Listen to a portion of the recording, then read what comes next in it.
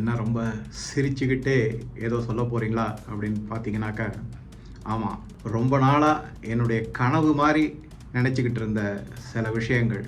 அதாவது பாஜக முன்னாள் தலைவர், தமிழகத்தின் தலைவர் திரு அண்ணாமலை பற்றிய எனது பார்வை. அவரை கிட்டத்தட்ட 2021 நான் கூர்ந்து கவனிச்சுக்கிட்டு வரேன். பல தகவல்களை அவரை பற்றி படிச்சிருக்கேன், வீடியோக்களை பார்த்துருக்கேன், அவருடைய பேச்சுக்களை கேட்டிருக்கேன். அப்பப்போ கேட்கும்போதெல்லாம் எனக்குள்ளேயே ஒரு அனாலிசிஸ் பண்ணிக்கிட்டே இருக்கும். எப்படிப்பட்ட மனிதர் இவர், இவர் எந்த விதத்தில் தமிழ்நாட்டுக்கு மட்டுமல்லாமல் அகில இந்தியாவிற்கும் மிகப்பெரிய சாதனையாளராக வரப்போகிறார் அப்படிங்கிறத தான் அந்த ஆங்கிளில் தான் அனலைஸ் பண்ணிக்கிட்டே இருந்தேன். அந்த வீடியோவில் நான் சொன்ன ஒரு வார்த்தை, அவரை பற்றி பல செய்திகளை சொன்னேன். சொல்லிட்டு அந்த இடத்துல அழுத்தம் திருத்தமாக நான் சொன்னது, அவர் ஒரு பேன் இண்டியா லீடர். அதிலிருந்து தொடர்ச்சியாக விஷயங்கள் அவரை பற்றி பேசிக்கிட்டு இருக்கேன். இருந்தாலுமே அந்த செய்திகள் எல்லாமே எப்படி வரும்னா, மற்ற பல வீடியோவில் அவரை பற்றின செய்திகளாகவே இருந்தது. எனக்கு அது ஒரு திருப்தி இல்லை. அவரை பற்றி தனியாகவே வீடியோ போடணும். தனியாக வீடியோ போடணுன்னாக்க பார்வையாளர்களோ, சார் 5 நிமிஷத்தில் போடுங்க, 6 நிமிஷத்தில் போடுறேங்க. எனக்கு அதில் உடன்பாடே கிடையாது. ஏன்னா ஒரு விஷயத்தை பற்றி சொல்லணும் அப்படின்னா அதை பற்றின முழு விவரத்தையும் சொல்லணும். அந்த விஷயம் முழுமையாக புரிந்து கொள்ள வேண்டும், நல்ல புரிதல் ஏற்படணும். அதன் பிறகுதான் அதனுடைய தாக்கத்தையோ அந்த தாக்கத்தினால ஏற்படக்கூடிய பயன்களை பற்றியோ நம்ம நினைக்க முடியும். அண்ணாமலை ரொம்ப நல்ல மனுஷன், நல்ல லீடர், முடிஞ்சு போச்சு 2 சென்டென்ஸில். அது எனக்கு திருப்தி கிடையாது. ஏன்னா அவ்வளோ விஷயம் நான் சேகரித்து வச்சுருக்கேன். ஒரு 2-3 நாளாக உட்காந்து எல்லாம் பேசின போது எப்படி பண்ணலாம் அப்படின்னா, ஒன்று அவருடைய பேசிக் கேரக்டர், அதை பற்றி, அதன் மூலமாக அவர் மக்களோட எப்படி இணைந்திருக்காரு, எப்படி இது பண்ணியிருக்காரு. அதுக்கப்புறம் அங்கேருந்து அவர் எப்படி பாப்புலர் ஆனார், மக்களால் எப்படி அங்கீகரிக்கப்பட்டார். கைவிட்டுட்டாங்க ஒரு சிலர், அது வேற விஷயம். அங்கீகரிக்கப்பட்டார். அதுக்கப்புறம் அவருடைய அரசியல் களம் எப்படி, அதில் எந்தெந்த மாதிரி எதிர்ப்புகளை சமாளிச்சிருக்காரு, எந்தெந்த மாதிரி முன்னெடுப்புகளை செஞ்சுருக்காரு, எப்படி அரசியலை ஒரு அணுகுமுறை அவருடைய இது இருக்குது. இது 4வது பாயிண்ட் என்னை பொறுத்தவரை. அதுக்கு அடுத்ததாக மீடியாவை அவர் எப்படி ஹேண்டில் பண்ணுறாரு. ஏன்னா மிகப்பெரிய சவால் அது. தமிழ்நாடை பொறுத்த வரைக்கும் ரொம்ப ரொம்ப பெரிய சவால். எப்படி மோடி அவர்களுக்கு அகில இந்திய அளவில் மீடியா ஒரு மிகப்பெரிய சேலஞ்சு ஆக இருக்கோ, அதே மாதிரி தான் இங்கேயும். நானே கை கட்டி நீங்கள் கேட்குற கேள்விக்கெல்லாம் பதில் சொல்றதுக்கு வந்திருக்கேன்னா, ஒரு மனிதனுக்கு அறச்சீற்றம் இருக்கும். நீங்கள் என்ன வராலும் கேட்பீங்க, காமெடி மாதிரி நான் பதில் சொல்லி என்ன கை தட்டி மக்கள் சிரிக்கிறக்காங்க ப்ரெஸ் மீட் பண்ணிட்டு இருக்கோம். This are all serious business. என்ன வேலையெல்லாம் ப்ரெஸ் மீட் பண்ணிட்டு இருக்கோமா? 16 மணி நேரம் ஃப்ளைட்டில் வேலையெல்லாம் பேசிட்டு இருக்கேன்னா, ப்ரெஸ் மீட் நான் கூப்பிட்டேன்னா உங்களுக்கு மரியாதை கொடுத்து நான் ப்ரெஸ்ஸில் பேசிட்டு இருக்கேன். ஸோ தமிழ்நாட்டில் மீடியாவோட அவர் எப்படி இருக்கார், 5வது பாயிண்ட் என்னை பொறுத்தவரை. அதுக்கப்புறமா உள்குத்து அப்படிங்கிறத பல தகவல்களை சேகரித்து வச்சிருக்காங்க. சாதாரணம் தான், அதுக்காக நம்ம யாரையும் திட்ட வேண்டிய அவசியமும் அது. அதனாலே ஒரு அலுவலகத்தில் வேலை செய்யணும், நம்ம கூட இருக்கிறவங்கலாம் இவரை விட நம்ம எப்படி முன்னேறது அப்படிங்கிறத பார்க்கத்தான் பார்ப்பாங்க. அது அரசியலில் ரொம்ப வஞ்சகம் அதிகமாக இருக்கிறது. அந்த உள்குத்தை பற்றி 6வது பாயிண்ட். கடைசியா என்ன சொல்ல போறேன் அப்படின்னா, தமிழ்நாட்டுக்கு அவரு முதலமைச்சரா ஏன் தேவை அப்படிங்கிற ஆங்கிள் என்னுடைய பார்வையை நான் சொல்ல போறேன்.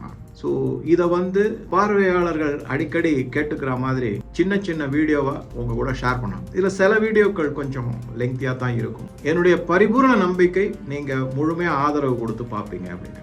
அண்ணாமலை சார் சார்னு சொல்றதை விரும்ப மாட்டேன். ஏன்னா அதனுடைய முழுமையான அர்த்தம் ஸ்லேவ் ஐ ரிமைன் அப்படின்னு ஆயிடும்.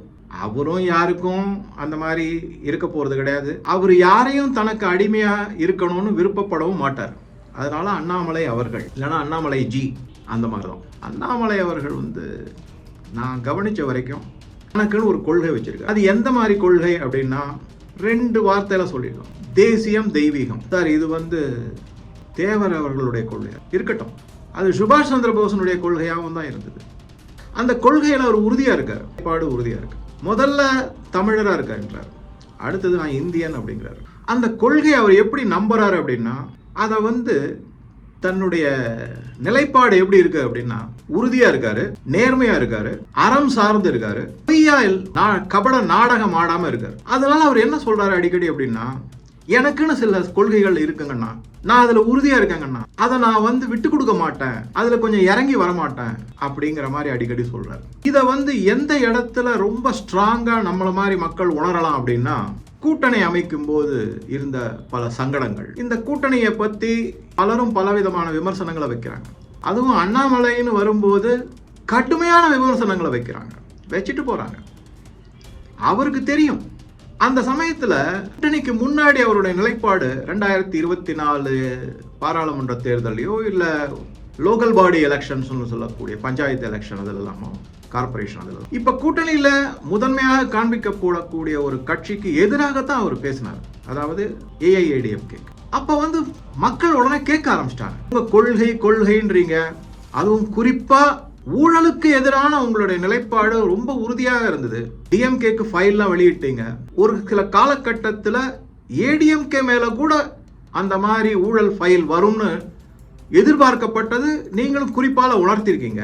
ஆனா இப்ப போய் அதே கட்சியோட சேர்ந்திருக்கீங்க. அங்கதான் அவர் என்ன சொல்றாருன்னா, என்னுடைய கொள்கைக்கு ஒத்து போகல, அதனால நான் என்ன செய்யறேன் அப்படின்னா, எனது மனசாட்சி ஒப்புக்கொள்ளாத விதத்தில் சில நடவடிக்கைகளை நான் ஈடுபட வேண்டியிருக்கேன், அதுக்கு நான் என்னுடைய தலைவர்களுக்கு கட்டுப்பட்டு இருக்கேன் அப்படின்னு. அது ஒரு பாயிண்ட்.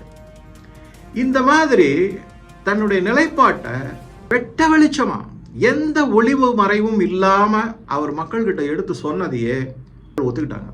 இதே வேற யாராவது இருந்தாங்கன்னா கிண்டல் பண்ணுவாங்க, கேலி பண்ணுவாங்க, அப்பனா நீ பதவிக்காக இருக்க. அந்த கேள்வி வரும்போதுதான் என்ன தோணுதுன்னா, அவர் பதவியை விட்டுட்டு வந்துதான் இந்த வார்த்தையை சொன்னாரு. இந்த பதவிக்கான ஒரு வார்த்தையை யூஸ் பண்றாரு அடிக்கடி. பதவிங்கிறது வந்து வெங்காயம், வெங்காயத்தை உறுத்தி பாற்றால் ஒன்றும் இருக்காது, பதவி ஒன்றும் கிடையாது. பதவி எதுக்கு நான் போடணும், பதவி எல்லாம் வெங்காயம் மாதிரி நான் சொல்லிட்டேன், அதை உரிச்சிங்கன்னா ஒண்ணுமே இருக்காதுண்ணே. என்ன பதவி போடுவாங்க அண்ணா, ஒரு நிமிஷம், என்ன பதவி போடுவாங்க என்ன அண்ணா? எனக்கு தமிழ்நாட்டுல சுத்தமான அரசியல், நேர்மையான அரசியல், இதுக்கு என்ன பதவி வேணும்? அவர் பதவியில தமிழ்நாடு பிரசிடென்டா இருக்கட்டும், இல்ல சாதாரண இன்னைக்கு ஒரு காரியகர்த்தாவா இருக்கட்டும், அன்னைக்கு பிரசிடென்டா இருக்கும்போது எந்த மாதிரி முன்னெடுப்புகளையும் பரப்புரைகளையும் தன்னுடைய கொள்கை சார்ந்து இருந்தாரோ அதுல ஒரு இம்மி அளவு கூட ஒரு குறையல. அதே எஃபெக்டிவ் டாக்கிங் அப்படின்றாங்களே, அந்த மாதிரி தான் பண்ணிட்டு இருக்கு. எஃபெக்டிவ் ஆக்ஷன், ப்ரோ ஆக்ஷன், இதுதான் அவருடைய கொள்கை பற்றிய எனது புரிதல். அரசியல்ல என்ன ஆகும் அப்படின்னா, சில விட்டு கொடுத்தல் இருக்கத்தான் இருக்கும். உதாரணமா எப்படி சொல்லணும் அப்படின்னாக்கா, சில அப்ஜெக்டிவ்ஸ் அப்படின்னு சொல்லக்கூடிய முடிவுகளை நாம எதிர்நோக்கி போகும்போது, இலக்க நோக்கி போகும்போது விட்டு கொடுப்பது அப்படிங்கிறது தவிர்க்க முடியாததாயிரும்.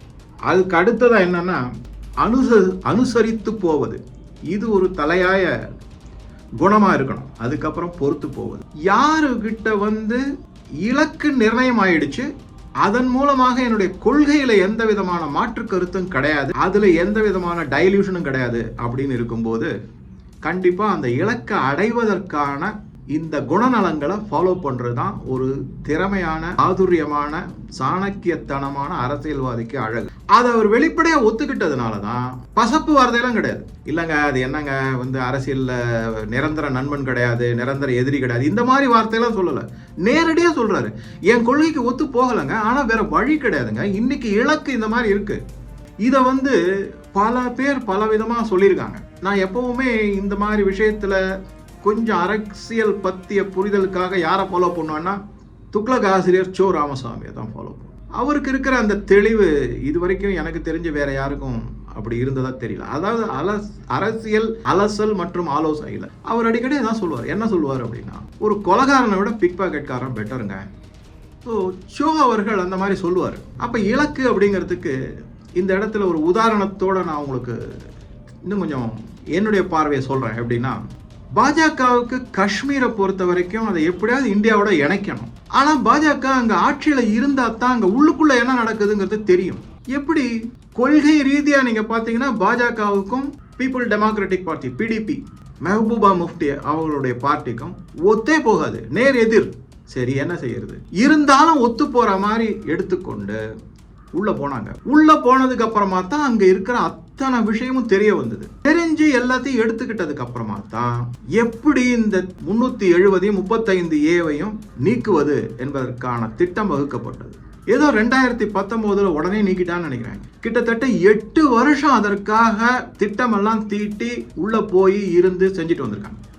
இந்த இடத்துல இன்னொரு விஷயத்தை நான் சொல்றேன். 8 வருடங்கள் அதே மாதிரி, 8 என்னன்னு தெரியல, அது நம்பர் ஒரு மாதிரி கோஇன்சிடென்ட். அஜித் தோவல் அவர்கள் பாகிஸ்தான்ல இஸ்லாமியராகவே நடந்திருக்காரு. நான் சொல்றது இஸ்லாமியரா நடந்துகிட்டு இருக்காரு அப்படின்னா எல்லா விதத்திலும் நீங்கள் தயவு செஞ்சு புரிஞ்சுக்கோங்க எந்தெந்த மாதிரி அப்படின்னு.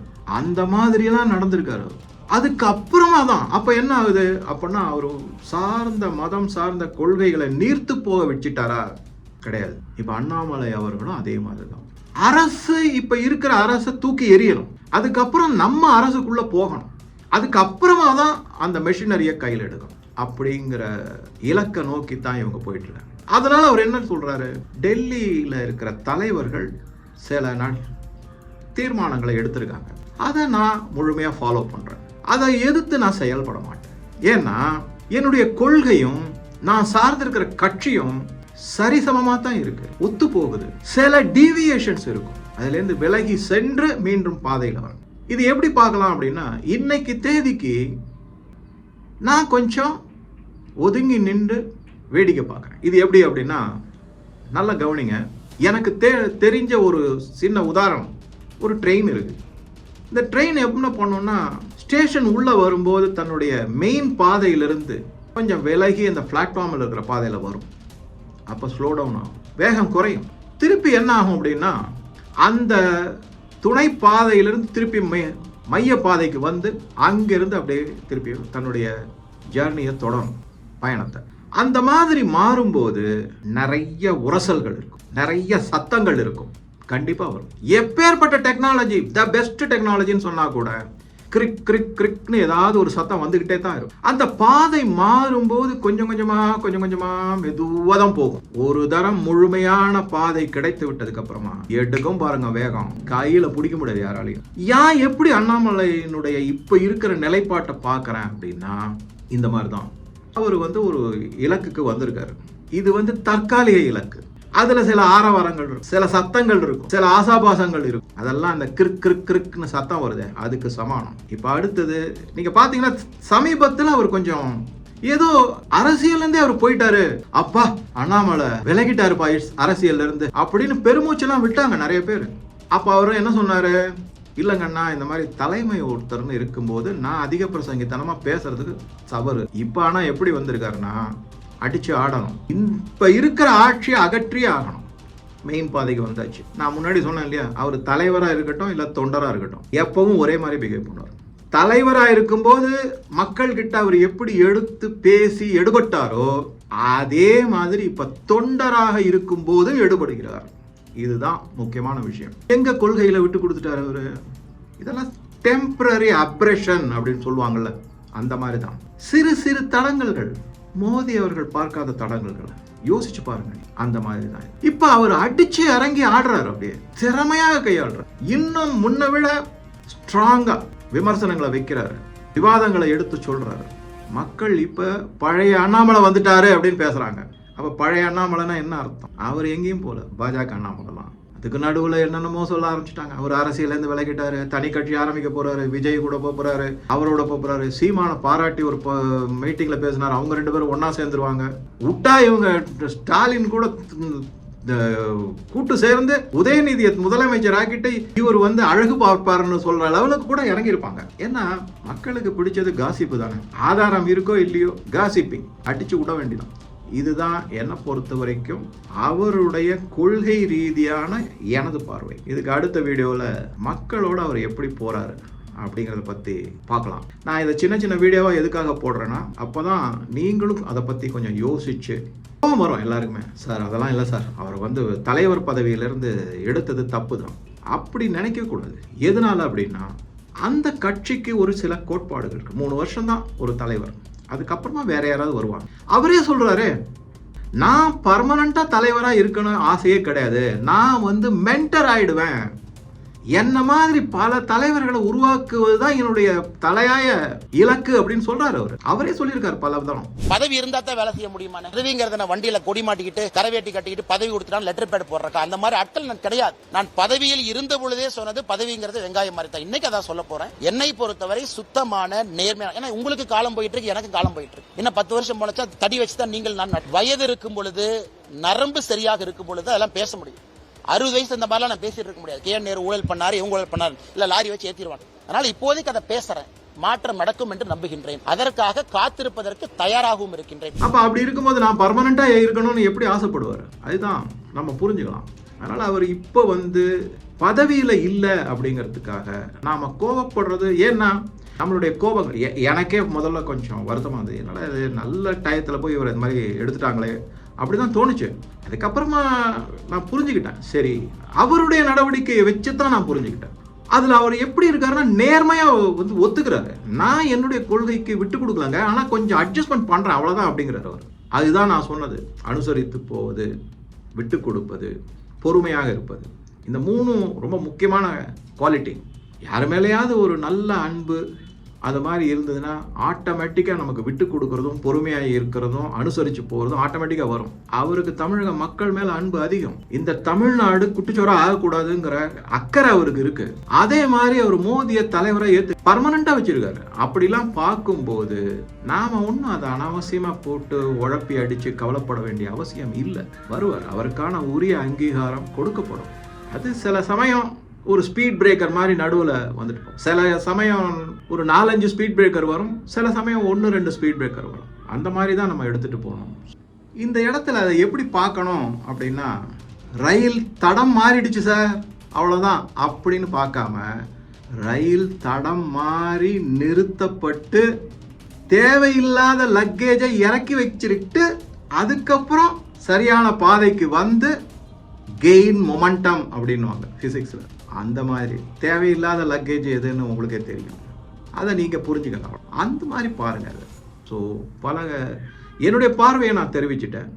ஸோ உங்கள் பார்வையை, உங்கள் கருத்துக்களையும் நீங்கள் பதிவிடுங்க. அடுத்த வீடியோவில் மேலும் பல தகவல்களை உங்க கூட பகிர்ந்து கொள்கிறேன். நன்றி, வணக்கம்.